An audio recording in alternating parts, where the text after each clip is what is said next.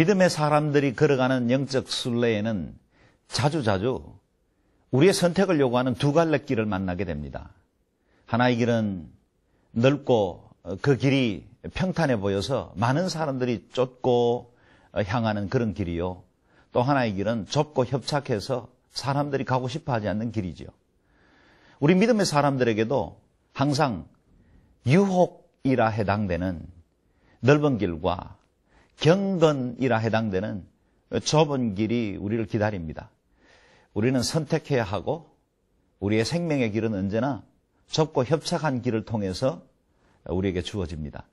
오늘도 영적 순례에서 만나는 많은 선택의 기로에 서게 될 텐데 오늘 말씀의 권면을 통해서 경건한 자의 삶, 제자의 길, 그와 같은 좁은 길로 가기로 결단하는 저와 여러분들이 되었으면 좋겠습니다.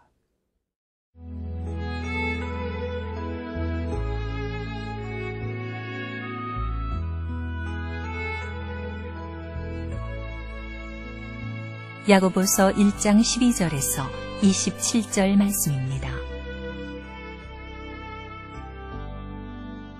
시험을 참는 자는 복이 있도다.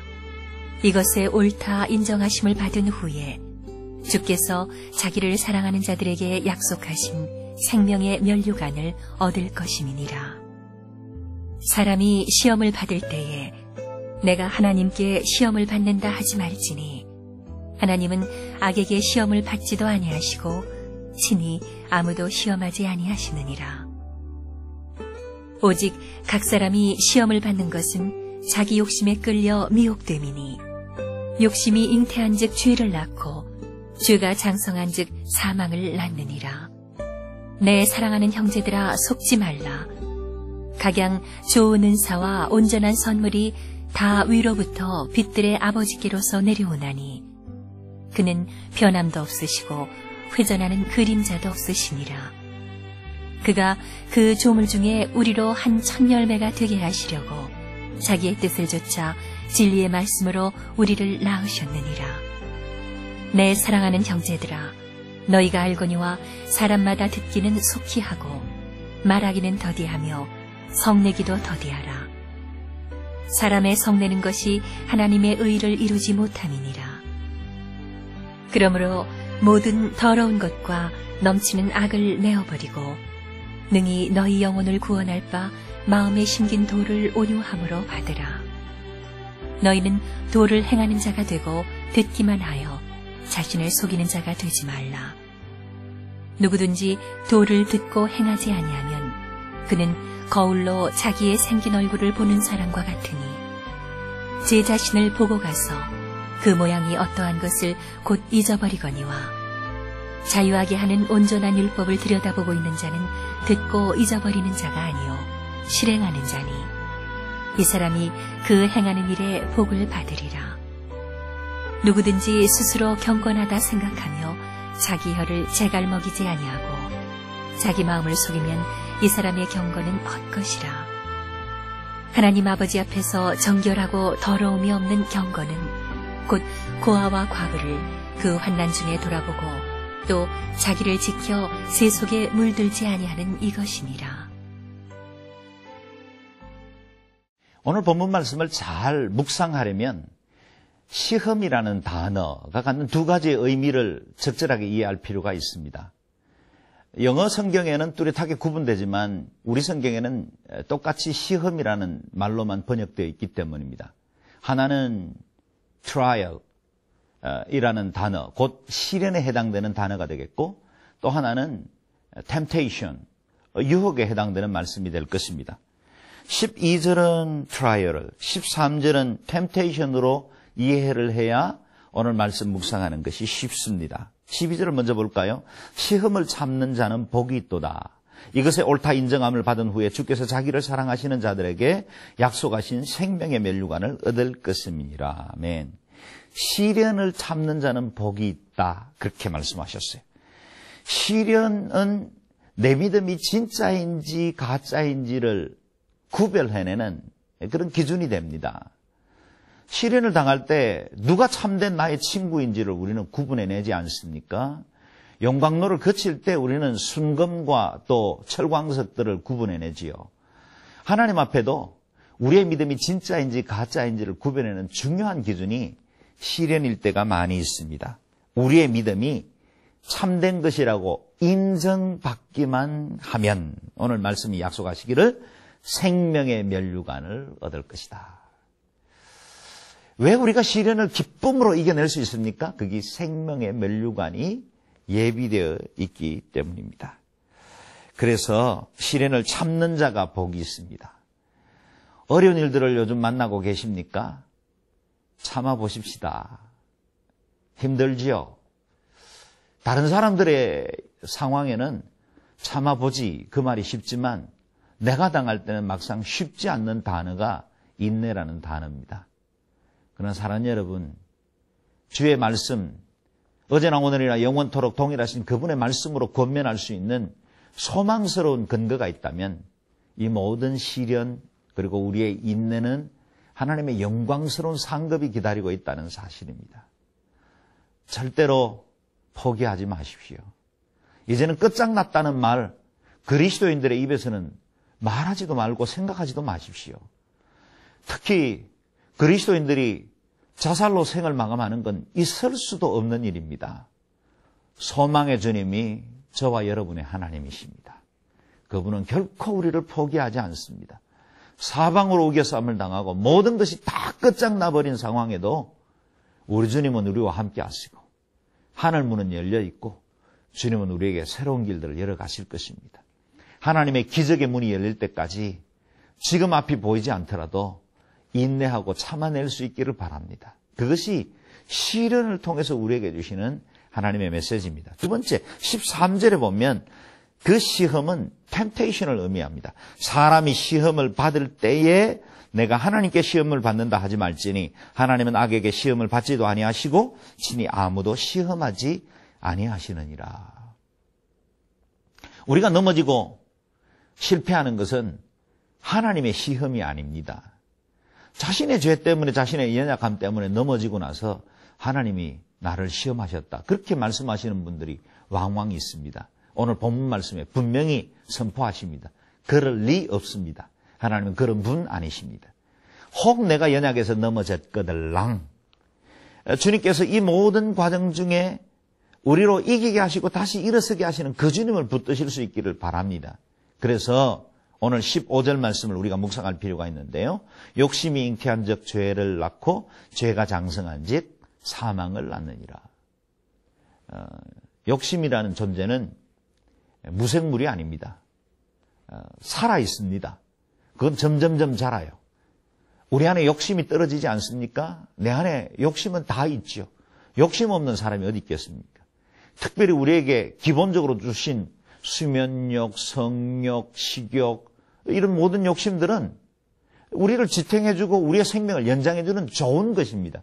그런데 그 욕심이 내 이기적인 동기와 사탄에 의해서 쓰임받으면 그것이 내 삶을 파괴하고 다른 사람들에게 상처를 주고 어려움을 주는 것들이 되죠. 욕심은 우리 안에 늘 있습니다. 그런데 그것이 자라나서 세상적인 환경 가운데 그 자양분을 먹으면 죄가 됩니다. 그리고 그 죄가 곧 더 성장하면 사망을 낳게 되는 거죠. 그래서 16절에 우리에게 중요한 경고를 해주십니다. 내 사랑하는 형제들아 속지 말라. 우리가 속지 말아야 할 것이 있습니다. 우리는 욕심을 따라 살도록 지음받은 존재가 아닙니다. 18절에 보면 우리는 자기의 뜻을 쫓아 진리의 말씀으로 태어난 자라 말씀하십니다. 우리는 주님이 진리로 우리를 태어나게 하셨습니다. 무슨 말씀입니까? 우리가 예전에는 구습에 쫓아 욕심을 따라 살아가는 존재였는데 이제는 진리를 쫓아 새로운 피조물이 되었습니다. 거듭났습니다. 새 피조물입니다. 우리는 다른 인생과 다른 가치관이 시작되었습니다. 각양 좋은 은사와 좋은 선물이 다 위로부터 빛들의 아버지로부터 비롯됩니다. 우리는 그것 먹고 살게 지음받았어요. 우리도 여전히 세상이라는 이 자연의 환경에 이끌려 살고 그 안에 머물러 살아야 하지만 그러나 우리라는 존재는 이 세상의 것들을 위해서 살도록 지원받지 않았다는 것입니다. 속지 마십시오. 우리는 다른 인생을 시작하게 하셨습니다. 속지 마십시오. 우리는 세상으로 살다가 대충 살다가 그냥 자기 욕심대로 살다가 그냥 죽도록 지원받지 않았습니다. 우리에겐 귀중한 가치가 있습니다. 진리의 말씀으로 거듭난 하나님의 자녀들입니다. 하나님께서 우리에게 주신 그 은혜의 분깃을 따라서 날마다 의의 사람으로 성장하고 경건의 길을 가고 거룩한 하나님의 사람으로 살아가는 저와 여러분 될 수 있기를 주의 이름으로 축원합니다.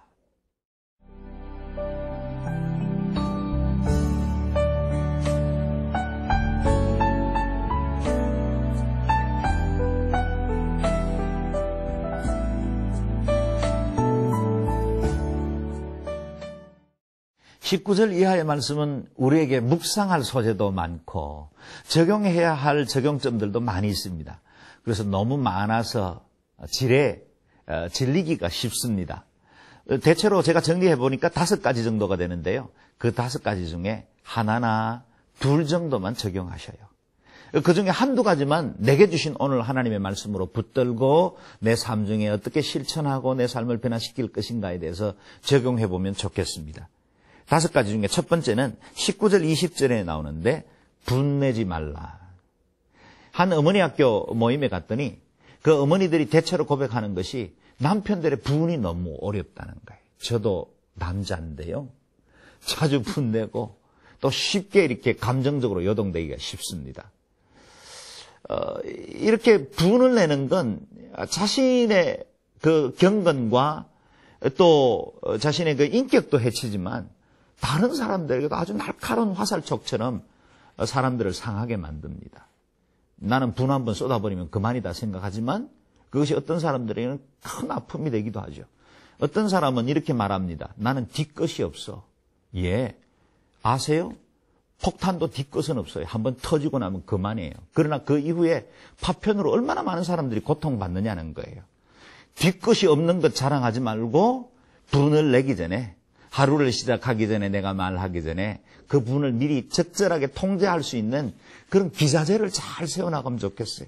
하나님의 말씀과 그 경건이 우리를 지배하면 분낼 상황에 적절하게 걸러낼 수 있는 통제장치가 작동하게 되는 거예요. 첫 번째 메시지는 분내지 말라. 두 번째는 21절에 마음에 더러운 것, 악한 것을 비우고 겸손히 하나님의 말씀을 채우라 그랬어요. 우리의 마음은 진공 상태가 아닙니다. 무언가로는 채워지게 돼 있습니다. 우리가 하나님의 말씀을 채우지 않으면 더러운 생각들과 이 세상의 가치관들이 우리를 지배하기 시작해요. 그렇기 때문에 하나님의 말씀을 받고 겸비하게 그 말씀을 우리 심령 가운데 채우면, 빛을 채우면 어둠은 자연적으로 떠나갑니다. 빛을 채우라. 세 번째는요, 22절 23절인데 행함이 있는 믿음을 가지라. 입술로 말하는 것 말고, 머리로 깨달아 아는 것 말고 행함으로 실천하라. 작은 것부터. 이런 것까지, 이런 것 정도야 그냥 지나가도 괜찮아. 그렇게 여길 만한 작은 것부터 행함을 실천하라. 네 번째는요, 26절에 나오는데 혀를 통제하라. 이거 어렵지요? 야고보서는 이후로도 계속 반복해서 이 말씀이 나옵니다. 오늘 그냥 짧게 묵상해 보십시오. 입에 재갈을 먹이라. 우리가 말 때문에 얼마나 자주 넘어지고, 말 때문에 상처 주고, 말 때문에 내 자신이 고립되고, 말 때문에 내 인생이 점차 우울해지고 파멸되는 것 얼마나 많이 경험합니까? 혀의 권세에 생명이 달려 있습니다. 작은 키가 온 배의 방향을 움직입니다. 그래서 혀가 너무 중요합니다. 재갈을 먹이는 것 중요하죠. 다섯 번째, 27절에 나옵니다. 연약한 자를 돌보라. 고아와 과부들, 스스로 어찌할 수 없는 사람들, 믿음의 사람들에게 늘 요구되어지는 우리의 의무 중에 하나죠. 믿는 사람들은 사랑과 적선을 베풀고 많은 사람들에게 주의 사랑을 드러내야 할 의무가 주어집니다. 5가지가 주어져 있었어요. 이 5가지 중에 내가 적용하고 싶어하는 한두 가지도 꼭 붙들고 오늘 말씀에 적용했으면 좋겠습니다. 하기 쉬운 것부터, 꼭 해야 될 것부터, 내 마음에 이렇게 자극이 되는 것, 그것이 오늘 내게 준 말씀이에요. 이 부분은 나는 불편하다, 내가 이건 조금 내게 부담이 된다 싶은 것, 그게 오늘 성령님이 내게 적용해야 할 말씀, 말씀으로 주신 겁니다. 그 말씀 붙들고 하나둘씩 우리의 삶을 변화시킴으로 더욱더 경건해지고 거룩한 길 가는 저와 여러분 되었으면 좋겠습니다. 함께 기도하겠습니다. 존귀하신 주님, 자주 실패하고 넘어지는 저입니다. 세상의 유혹과 시험 가운데 여지없이 우리의 가치와 중심을 내어주는 연약한 자들입니다. 그러나 하나님, 오늘도 말씀을 사모하고 주의 은혜를 붙듭니다. 저희를 새롭게 해주시고 경건한 삶 살게 해주시고 작은 일들부터 실천함으로 하나님 기뻐하시는 온전한 삶으로 변화되어지는 저희들 되게 도와 주옵소서. 예수님 귀하신 이름으로 기도드리옵나이다. 아멘.